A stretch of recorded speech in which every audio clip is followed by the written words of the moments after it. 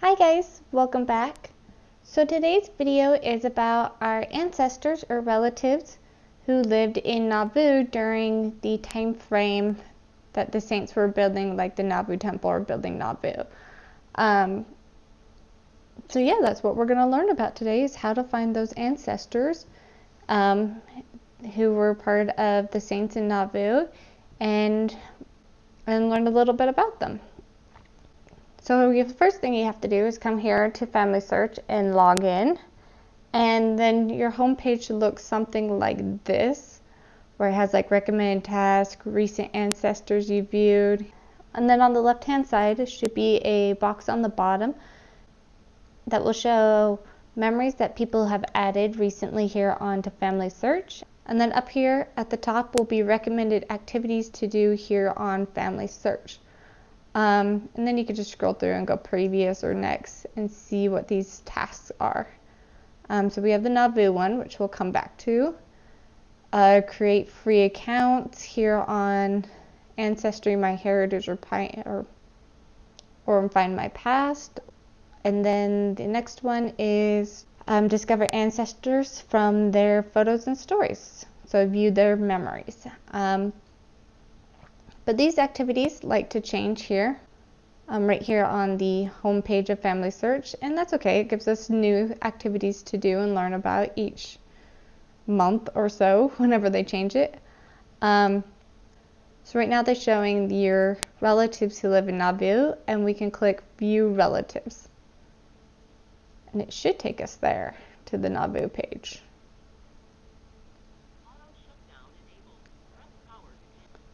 And yep, sure enough, it takes us here to the Nauvoo page.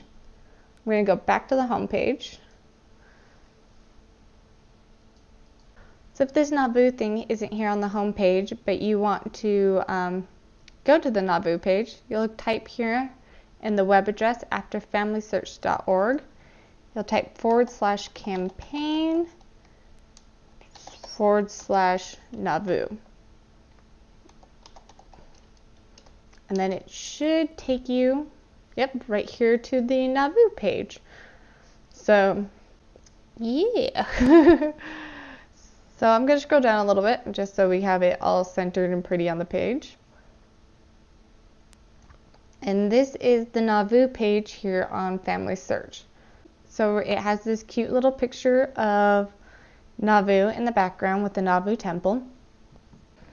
And then it has up here at the header saying, your relatives heeded the call of the prophet to come to Nauvoo. And then it will list a relative or an ancestor of yours. And it will show a picture of them if they have a picture. Then underneath that, their name. Then their birth date and death date. Their ID here on FamilySearch. See his or her page and view your relationship. And then here off to the side, a little bit of information about them that also pertains to the Nauvoo. So down here at the bottom is a cute little timeline that actually shows here in the black things that happened throughout the church, mostly while the saints were in Nauvoo.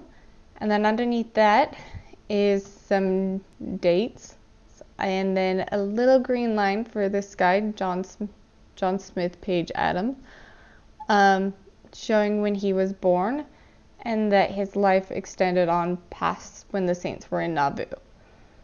Because the saints kind of left around the 1840s, according to this timeline. But he was born actually in Illinois, it's near Nauvoo. So, and it looks like he traveled west with the saints to Utah. So go him. So back up here to the ancestor. Like I said, there's a photo of our ancestor, and then underneath that is their name. If you click on their name, it should bring up their personal page here on FamilySearch. So let's click on that and find out.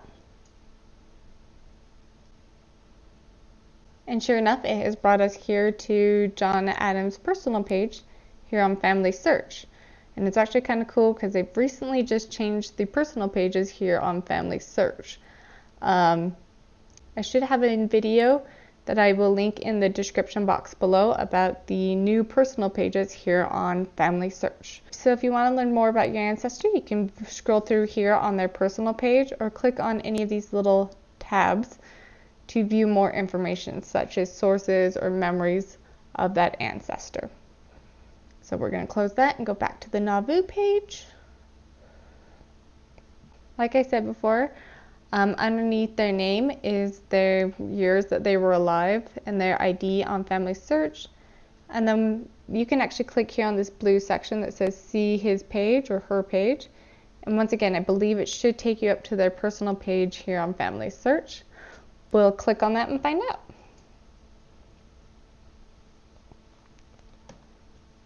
And sure enough, it does. Once again, if you want to learn more about the ancestor, you can scroll through or play around here on their personal page. Let's go back. Then underneath that is this cool little thing that says view relationship. And if you click on that, it should bring up a pop-up showing how you're related to this ancestor. So let's click on that. And sure enough, this pop-up box has appeared showing how my husband is related to this ancestor. So now I'm going to close that. So what's also really cool about this is it's not just going to show you one ancestor, it will show you bunches of ancestors. For my husband, it's 1 out of 20, and we can use these arrows to scroll through and see other ancestors. So if I click on this one, it will show us a different ancestor, John Thorpe. And John Thorpe here doesn't have a picture, but we still have the same information for him, so we could view a relationship, go to his personal page. Then over here on the white shows us actually different information than we had with John Smith Page Adams, I think it was his full name. Let's scroll over. Yeah. So to see with John Adams, we had just his birth year and where he was born, and that he died at the age of 91 and where he died. Where it was John Thorpe here, we actually have where he was born, which was in Canada, and that he lived in Nauvoo between the ages of 30 and 33. And they got this information from the BYU Nauvoo Community Project. We'll click on that in just a second. And that he died at the age of 33. And if you look down below, you can actually see on the timeline it shows differently than John, because John was down here, and this John is up here in the front because he died here in Nauvoo, actually right around the time Relief Society was formed. And he actually traveled in Nauvoo and lived in Nauvoo, and died in Nauvoo. So, cool information. So here's another ancestor. Alma here actually has a photo. Once again, just his name, his birth year and death year, his ID number, and more information about him. And then over here on the white, it's actually now different than it was with John, or the other Johns. Because Alma here actually wasn't born in Nauvoo and didn't die in Nauvoo. He actually migrated to Nauvoo and then left Nauvoo with the Saints. So it actually says that he was born in New York and that he died at the age of 77 here in Utah, and that he lived in Nauvoo between the ages of 5 and 10. So, and they got this information from the Nauvoo project. So this white little section could actually change with each ancestor. Same with the timeline below. It can actually change with each ancestor depending on what their life was and if they were born in Nauvoo, died in Nauvoo, or lived a few years of their life in Nauvoo. Each person will have a slightly different little timeline and little white section about information about them. So let's go and view this BYU Nauvoo Community Project. If we click on it, it should bring it up on a new tab. So this is the Nauvoo Community Project that BYU actually has worked on. And we are now here on their page, and it is now giving us information about Alma here. So it has his ID number on FamilySearch, his name, And now it's given us his birth information, death information, and burial information. Then his parents underneath that. So with like his birth information, click on sources and it will pull up a pop-up box that shows us which sources we got the information of his birth. Same with like death and burial, click on source and it will show us which sources gave us that information. Then we have like his parents listed, and we can actually click on his parents, such as like his father, and we can click on him and it should bring up his father's personal page. So let's click on it. And yep, sure enough, it does bring up his father's personal page. I'm gonna go back, and if we keep scrolling down, we'll have marriages, residence, death and burial, census, and migration information. So we can click expand and it will show us his marriages.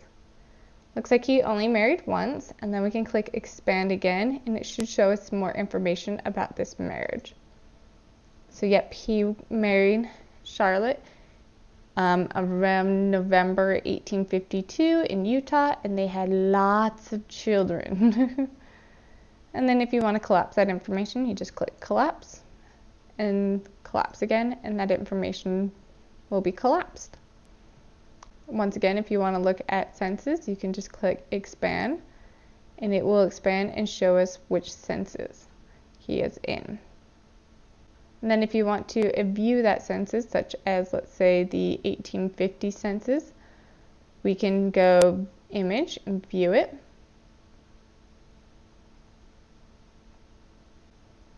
And now it has brought us here to FamilySearch in the 1850 census. And we can now scroll through, zoom in and scroll through this page. And sure enough, we can find that ancestor here in that census. Let's go back. Or we can click extract and it will actually pull up the typed index version of that census. So extract. Yep, and now we see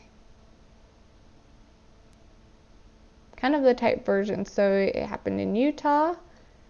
It's on page 110, third line. Dwelling and family, I don't know what that means. His name is Alman. He's 17. He's a male. He's a laborer. His place of birth was in New York. And no, he wasn't married. So pretty much all the information that we saw on the census. Or we can click view image, and now we can view the census.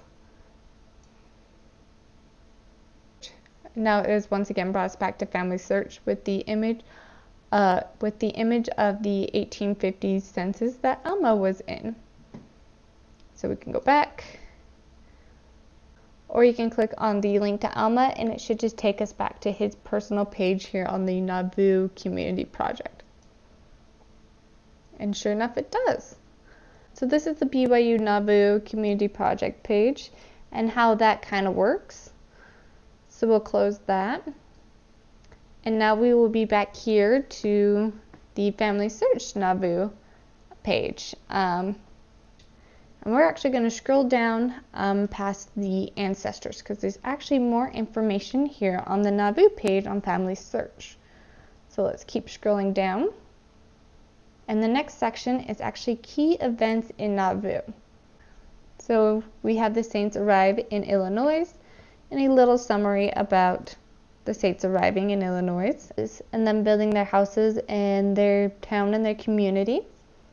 And then we just have other key main events that happen in Nauvoo, and we could just click on the arrows here on the sides to learn about those key events in Nauvoo,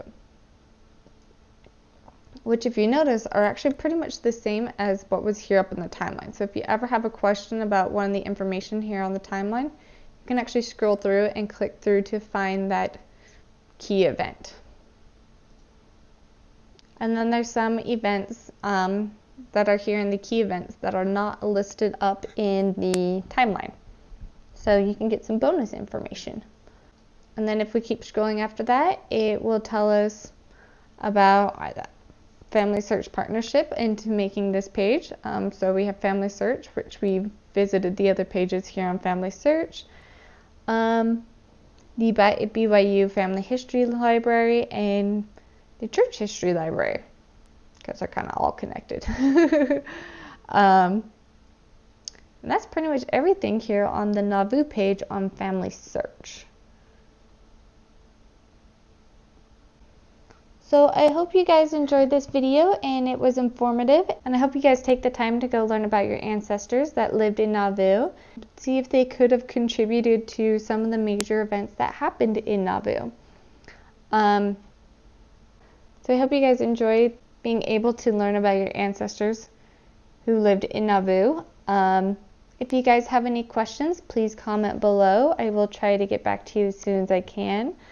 If you guys have any suggestions on anything else I should film, please also comment below. And I hope you guys all have a beautiful week. Bye!